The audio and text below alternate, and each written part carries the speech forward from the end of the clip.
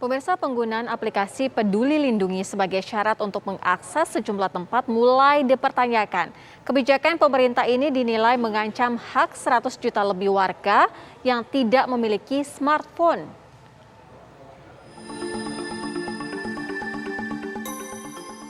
Dianggap berhasil mengendalikan penularan COVID-19, penggunaan aplikasi Peduli Lindungi sebagai syarat bagi warga untuk mengakses sejumlah tempat justru mulai dipertanyakan. Dalam keterangan tertulisnya, Ketua DPR RI, Puan Maharani mengingatkan agar penggunaan aplikasi Peduli Lindungi tidak sampai mengurangi hak rakyat untuk mengakses ruang publik.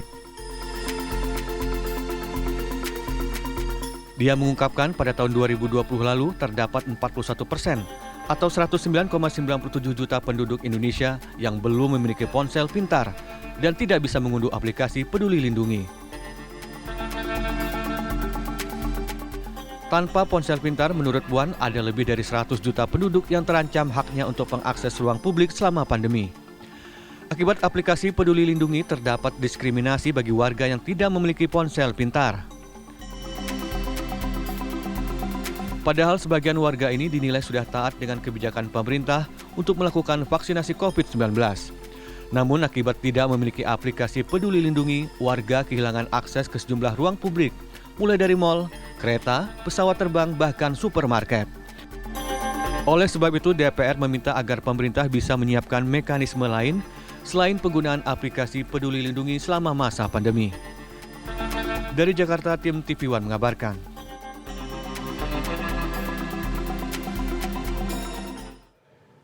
Penggunaan aplikasi Peduli Lindungi semakin diperluas ke sejumlah ruang publik termasuk supermarket. Untuk memantau bagaimana penggunaan aplikasi ini di supermarket, berikut liputan reporter Adin Fatoni dan juru kamera Tri Nugroho. Pemirsa, di PPKM kali ini, supermarket di seluruh Provinsi DKI Jakarta wajib menggunakan aplikasi Peduli Lindungi. Gunanya adalah untuk memonitor kegiatan perbelanjaan yang aman dari penyebaran COVID-19. Sementara untuk pengunjung gunanya adalah untuk memastikan bahwa kondisi kesehatan pengunjung aman, sehat, dan tidak terpapar COVID-19 selama berbelanja di supermarket tersebut. Meski sudah melalui masa sosialisasi, penggunaan aplikasi Peduli Lindungi sebagai akses masuk ke supermarket cukup menyulitkan pengunjung. Selain pengunjung yang tidak memiliki ponsel pintar, sejumlah warga juga ternyata belum memiliki aplikasi Peduli Lindungi di ponsel mereka. Tadi pertama sempat belum bisa masuk. Karena belum daftar Peduli Lindungi atau gimana? Iya, karena belum daftar. Terus sempat mengalami kesulitan nggak pas tadi mau check-in atau verifikasi data gitu? Mengalami kesulitan. Yang pertama kesulitannya karena baru tahu hari ini. Yang kedua, belum daftar juga. Udah itu aja. Ada kesulitan pada saat mau pakai aplikasi Peduli Lindungi? Iya, tadi saya udah berapa kali coba, itu sepertinya kayak banyak yang makai, jadi lemot gitu. Pas sudah nyampe ke gininya, nggak bergerak-gerak. Selain di saat masuk, pengunjung juga harus melakukan check out saat keluar dari supermarket. Bagi pengunjung, setelah melakukan check-in menggunakan aplikasi Peduli Lindungi setelah berbelanja, diwajibkan kembali untuk mengakses aplikasi tersebut untuk check out, untuk memastikan bahwa pengunjung sudah meninggalkan supermarket tersebut. Dari Jakarta, Adin Fatoni, Tri Nugroho, TV One mengabarkan. Untuk mengetahui bagaimana sebenarnya aplikasi Peduli Lindungi ini bisa mengancam hak warga seperti yang disebutkan oleh anggota DPR, kita akan membahas bersama anggota DPR sendiri langsung dari fraksi PDIP, ada Pak Rahmat Handoyo. Selamat sore, Pak Rahmat. Selamat sore, Assalamualaikum, salam sehat, Bung.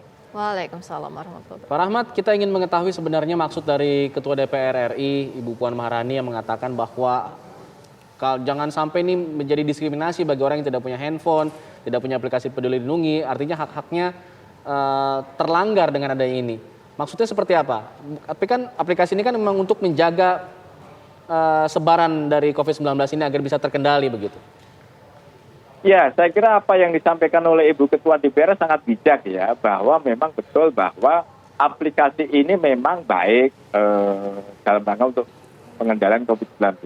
Namun demikian, pelaksanaannya nggak boleh kaku gitu ya. Karena apa? Bahwa ada 100 juta rakyat kita yang tidak memiliki smartphone. Sedangkan prasyarat untuk menggunakan peduli lindungi itu harus menggunakan smartphone kan. Jangan sampai gara-gara tidak bisa memiliki smartphone, kemudian kita tidak bisa menjalankan aktivitas dengan prasyarat untuk peduli lindungi, misalnya untuk ke mall, bisa juga untuk perjalanan atau aktivitas apapun yang diprasyaratkan untuk peduli lindungi. Sedangkan yang tidak memiliki smartphone itu kan dengan sukarela menggunakan aktivitas menggunakan protokol kesehatan, tetapi gara-gara tidak memiliki smartphone sehingga hak-hak mereka untuk sebagai warga negara yang ini merasa terdiskriminasi. Nah, ini harus dicarikan solusi. Artinya apa? Yang disampaikan oleh Ibu Ketua DPR itu kan yang penting adalah bagaimana kita pikirkan kepada saudara kita yang tidak memiliki smartphone. Yang penting adalah kita disampaikan oleh Ibu Ketua DPR itu adalah memberikan solusi, memberikan alternatif. Tolong nih, apa yang rakyat kita yang tidak memiliki smartphone dalam rangka tidak terhindar dari diskriminasi karena sudah menggunakan protokol kesehatan bisa sama haknya dengan yang punya smartphone. Itu yang paling esensinya, dan bahwa pesan dari itu adalah yang penting bagaimana solusinya. Yang penting pelaksanaan di lapangan tidak kaku, begitu. Yang pesan yang ingin kita terima begitu. Iya, Pak Rahmat, menurut Anda kalau kita membedah untung ruginya penggunaan aplikasi Peduli Lindungi ini apa? Ya, saya kira sangat efektif dalam penggunaan peduli lindungi ini ya, karena kita bisa mengetahui seseorang tidak bisa dibohongin lagi, tidak bisa membohong karena bahwa smartphone ini atau aplikasi ini bisa menggunakan bahwa seorang yang divaksin atau tidak vaksin tidak bisa berbohong. Tetapi paling tidak apapun kelemahan, apapun kendala itu ya harus kita sempurnakan. Baik kekhawatiran menggunakan peduli lindungi yang dicuri datanya, kemudian ada teknis di lapangan, ada lemot, kemudian ada error. Nah, itu ada beberapa kendala-kendala, termasuk adalah bagaimana ketika rakyat kita, saudara kita yang tidak memiliki handphone. Kalau dari sisi manfaatnya saya kira sangat bagus ya. Terbukti kemarin dengan aplikasi ini bisa membuktikan ada warga kita 3.000 warga yang ternyata positif berkeliling berkunjung di mal dengan bebas. Nah, ini adalah salah satu screening, tetapi saya ingatkan bahwa apa yang disampaikan oleh Ketua Umum itu bahwa pelaksananya tidak kaku gitu ya. Nah, silakan pemerintah memberikan alternatif ketika tidak menggunakan alternatif smartphone apa. Saya setuju bahwa apa yang disampaikan oleh pemerintah itu bagus dalam rangka screening, tetapi juga harus tidak boleh mengurangi hak warga negara, membuat diskriminasi warga negara yang tidak memiliki smartphone gitu ya. Padahal haknya sama, menyukseskan protokol kesehatan sukses, tetapi ketika tidak punya gara-gara tidak punya handphone, tidak punya pergi ke kepolisian begitu dan sebagainya. Pak Rahmat, kritikan ini kan datang dari DPR, mengatakan jangan kaku tadi Pak Rahmat bilang.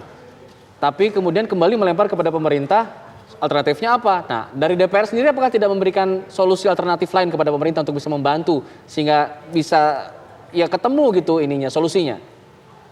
Ya, alternatifnya beberapa ya, bisa jadi ada undangan ketika divaksin. Kemudian ada juga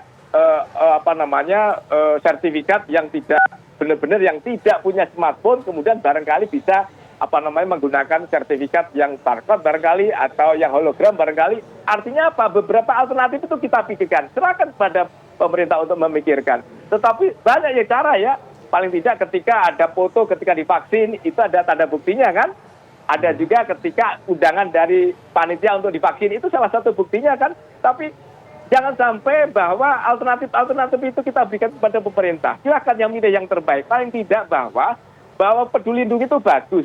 Tetapi pelaksanaannya yang harus menjadi alternatif, jangan kaku. Nah, ketika kaku itu ya salah satu ada sertifikat. Kemudian ada juga beberapa yang kita pikirkan ada tanda bukti foto, undangan. Itu salah satu yang menjadi yang kita pikirkan. Tetapi yang terbaik silakan didiskusikan dengan teman-teman pemerintah gitu. Tapi kita ada beberapa alternatif yang sampaikan itu. Tetapi intinya yang disampaikan oleh Ibu Ketua DPR adalah jangan sampai teknologi ini membatasi hak warga negara. Jangan sampai menimbulkan diskriminasi warga negara hanya gara-gara tidak memiliki smartphone begitu. Iya, kalau dikalkulasikan akan ada berapa banyak yang merasa terdiskriminasi dengan adanya Peduli Lindungi dan mereka yang tidak punya smartphone? Ya, saya kira yang punya smartphone saja ada rasa kekhawatiran kan, ada datanya merasa tidak nyaman, apalagi beberapa waktu lalu ada isu datanya kecurian atau datanya dibobol disalahgunakan. Itu satu. Belum lagi yang belum memiliki smartphone. Berdasarkan data yang internasional, itu kita tahu bahwa Indonesia masih ada sekitar 100 juta penduduk yang tidak memiliki. Itu bukan dari kata kami ya, atau dari parlemen ya, tetapi itu data yang dirilis oleh lembaga yang cukup dipercaya. Ada 100 juta rakyat kita yang tidak memiliki smartphone. Lah mau dikemanakan? Ketika beraktivitas untuk mengunjungi saudara, menggunakan kereta, menggunakan kapal laut, apalagi ada keinginan pemerintah penggunaan aplikasi Peduli Lindungi akan diperluas. Sehingga mau tidak mau penggunaan smartphone itu menjadi suatu keniscayaan. Nah, ketika keniscayaan itulah rakyat yang banyak yang belum memiliki smartphone itu harus dicarikan jalan keluar gitu. Baik. Harus diberikan kemudahan juga gitu. Baik, terima kasih Pak Rahmat Handoyo sudah berbagi informasi bersama kami, memberikan pandangannya, semoga didengar pemerintah dan ada solusi terbaik dan alternatif lain bagi mereka yang tidak memiliki smartphone. Terima kasih Pak Rahmat. Terima kasih. Selamat sore. Baik, salam sehat, selamat sore. Salam sehat.